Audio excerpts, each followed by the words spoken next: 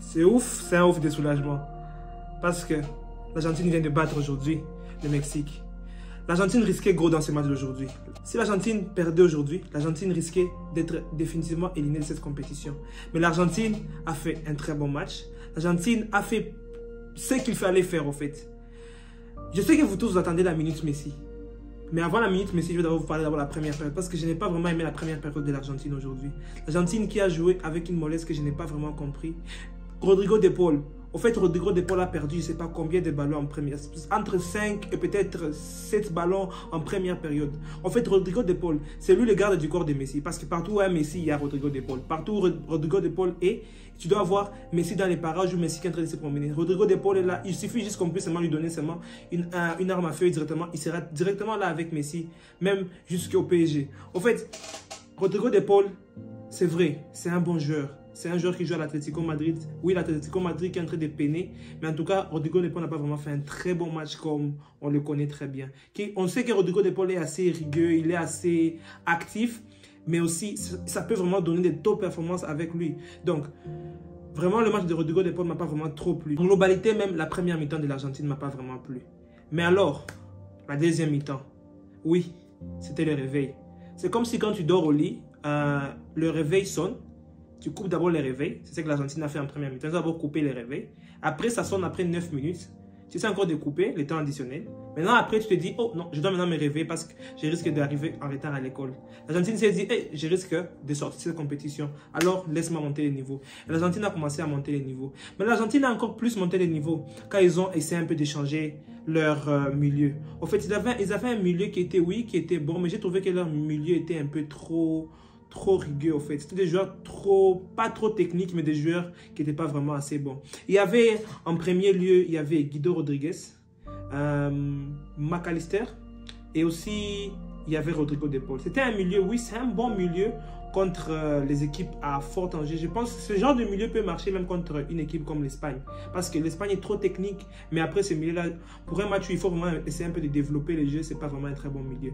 Mais Lionel Scaloni a vraiment répondu d'une manière assez efficace. Lionel Scaloni a fait un changement. Il a fait entrer Enzo Rodriguez. On va parler d'Enzo Rodriguez plus tard.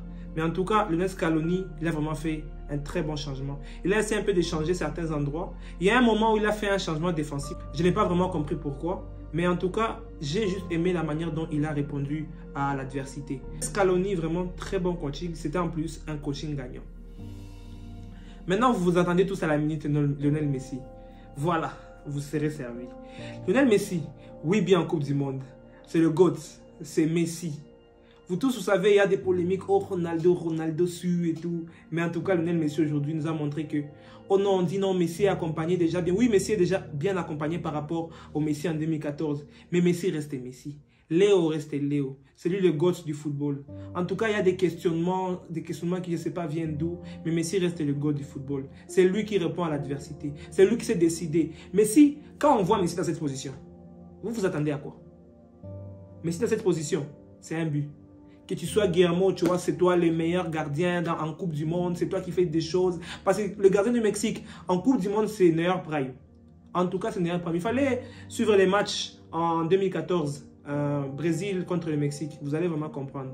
Guillermo, tu vois, il ne blague pas en Coupe du Monde. C'est comme quand tu joues à la play. Quand tu joues à la play, tu es là, tu joues comme ça. Et puis, quand tu vois, on commence à te battre, tu es maintenant comme ça. Guillermo, tu vois, en club, il ne fait rien. Mais quand ça devient la Coupe du Monde, il devient maintenant concentré. Il commence maintenant à faire tout. En tout cas, le tir de Messi était imparable. C'est un tir vraiment qu'il a mis au cointa, juste là en bas. Là, en tout cas, tu ne fais rien en fait. Et un tir à la fois puissant et précis. En tout cas, Lionel Messi a fait un très bon match. Il y a eu de l'engagement, il y a eu de la présence, il y a eu de tout. Mais Lionel Messi, vraiment, merci Léo.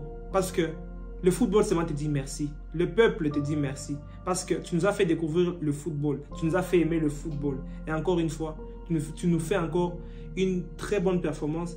Une manière de nous montrer que tu restes et tu resteras le meilleur joueur de la planète.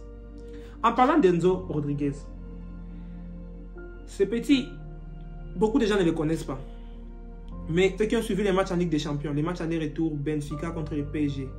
Au fait, Enzo Rodriguez, il a pris Vitinha, Verratti, il a regardé un peu le milieu, même je pense même Pereira.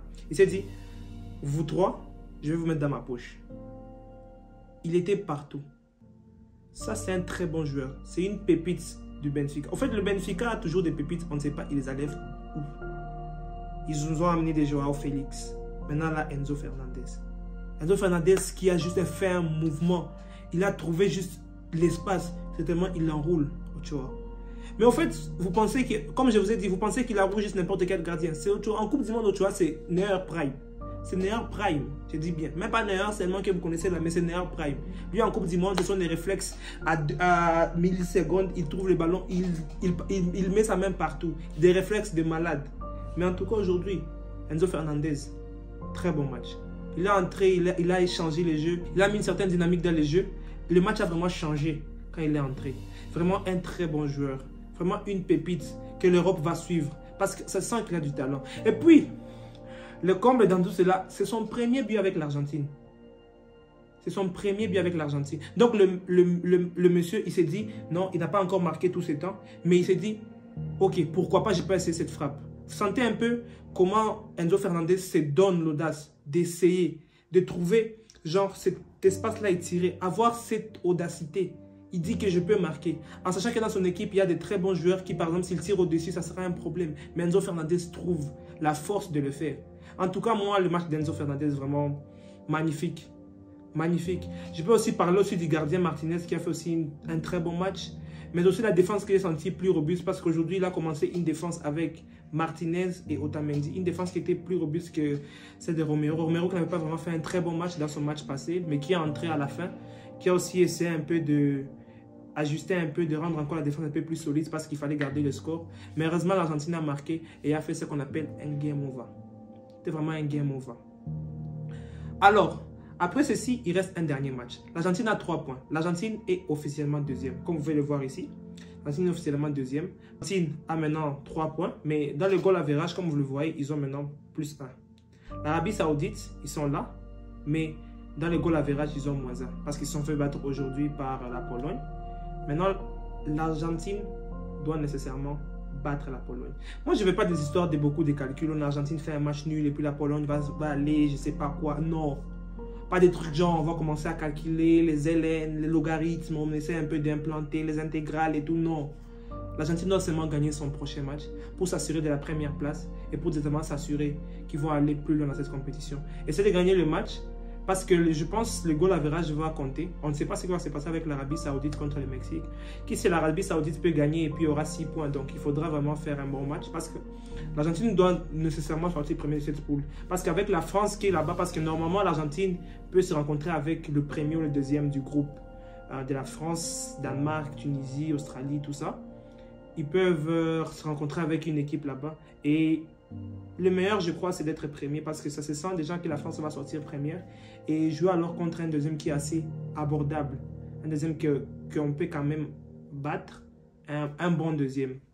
Donc, ce match a vraiment été un très bon match. Vraiment, félicitations à l'Argentine. On entame dans le match contre la Pologne pour confirmer ce qu'on a vu aujourd'hui. Léo Messi, en tout cas, Léo, en tout cas, pas grand-chose à dire. J'ai tout dit. La France s'impose 2-1 contre le Danemark. Un match assez serré parce que c'était un match où il y avait une adversité un peu plus haute. Parce que la France, contre l'Australie, où la France a gagné son match vraiment très bien, Olivier Giroud, tout Gigi, tout Roux. Mais tout cela, moi, je ne m'attendais pas à cela. Je m'attendais voir un match où la France va avoir une adversité assez un peu plus grande. Une adversité un peu plus grande. Une adversité où je vais sentir maintenant la France maintenant contre des problèmes. Et alors là, la France s'est vraiment très bien débrouillée. Au fait, je vais dire quelque chose dont beaucoup de personnes vont peut-être me contester. Pour moi, Mbappé, c'est un très bon joueur. Mais pour vous dire la vérité, en talent pur, je pense que Dembélé a plus de talent qu'Mbappé. Mbappé, c'est un très bon joueur, il sait marquer, il sait se positionner, il est rapide. Peut-être même que Dembélé est plus rapide que lui, ça on ne sait pas. Mais Dembélé a un talent pur. Oh, c'est un régal. En fait, Dembélé, c'est comme les céréales du matin. Dembélé, c'est quand tu te réveilles et tu es tout content. Tu le vois, tu fais faire ces choses, tu sens déjà que tu aimes le football. Dembélé te donne des sensations, il s'appelle Monsieur Crochet, donc lui il fait des crochets à gauche, à droite, il s'infile, il trouve des positionnements, tu te demandes en fait, ça c'est quoi? Dembélé en n'étant pas blessé et s'il avait le sens du but, moi en tout cas je ne vois pas ce qui peut envier Mbappé. Mais en parlant de Mbappé, quel match, monsieur Mbappé? Mbappé, ça fait maintenant 3 buts en Coupe du Monde. Il est maintenant avec Ener Valencia le meilleur buteur de la Coupe du Monde. Et en sachant que Ener Valencia, peut-être il ne va pas aller plus loin parce qu'il a au moins ça sur son actif. Il saura que non, Ener Valencia avec l'Équateur, ils ne vont pas vraiment aller trop loin. Mais Mbappé, lui, risque de continuer la compétition. Donc ça dépend aussi des niveaux des équipes. Nous tous, nous savons que la France peut aller plus loin, l'Équateur rester. Mais le football, on ne sait pas. Tout peut se passer. Mais en tout cas, la France s'est imposée aujourd'hui contre le Danemark. Le Danemark qui n'a pas fait un mauvais match. Le Danemark qui essaie un peu de trouver certains circuits de passe. Ils ont même pu marquer avec Christensen d'abord en passant, un joueur du Barça. C'était vraiment très bien. Au fait, le corner qui est bien arrivé, la tête par derrière, trouve Christensen qui plante le but et qui a même égalisé, qui a donné même espoir un peu au Danemark. Le Danemark qui a commencé à jouer, mais à la fin, c'est la France qui a gagné. Un très bon match, une adversité que la France vraiment a su comment contenir. La France qui m'a fait plaisir. En tout cas, ils ont aussi, si vous ne savez pas bien, en fait, tous les champions du monde sortent en phase des poules. En 2006, l'Italie avait été champion du monde. 2010, dehors, en phase des poules. En 2010, l'Espagne était champion du monde. 2014, vous savez tout très bien, Van Persie, la tête, Robben, tout ça, ils ont perdu des matchs au hasard, sortis. 2014, l'Allemagne a été championne du monde. Qu'est-ce qui s'est passé en 2018? Son qui leur a fait des trucs. Ils ont cru pouvoir passer en ayant les buts là de Toni Kroos qui a marqué, je ne sais pas comment, mais dehors. Tout le monde s'attendait à ce que la sorcière de la Coupe du Monde, qui a jeté le sort au champion du monde en titre, qui va sortir en Coupe du Monde, va sortir. Mais aujourd'hui, la malédiction a été résolue par le sorcier Didier Deschamps. Didier Deschamps, il a trouvé la formule. Il a amené un peu son élixir magique pour essayer un peu de contrer cela. En tout cas, Didier Deschamps aujourd'hui, il a fait vraiment ce qu'il faut et il y est arrivé. Fin de débrief de cette journée. Je sais que beaucoup de personnes ont suivi ce match aujourd'hui de l'Argentine. Beaucoup de personnes à la fois, des filles, tous, parce qu'en fait, on sait tous que Novelas se fait au Mexique. Il y a même des personnes qui ont supporté ça parce qu'ils ont entendu des noms comme Lucho, Alauro, des noms genre qu'ils entendent la Novelas, Herrera et tout. Mais en tout cas, nous autres, on était là pour suivre les matchs parce qu'on était en train de suivre le match de Léon Messi, le GOAT. Donc, à toute personne qui a suivi les matchs, j'espère que vous avez vraiment aimé. J'espère que vous avez vraiment vu votre GOAT à l'action. Vous avez vraiment vu Lionel Messi à l'action. Et j'espère que vous avez vraiment aimé les matchs. N'oubliez donc pas de liker la vidéo, abonnez-vous, activez la cloche de notification pour me supporter, car sans vous, je ne peux rien. Et avec vous, je peux vraiment tout. Merci beaucoup la famille. Merci d'avoir suivi cette vidéo. Alors, à bientôt.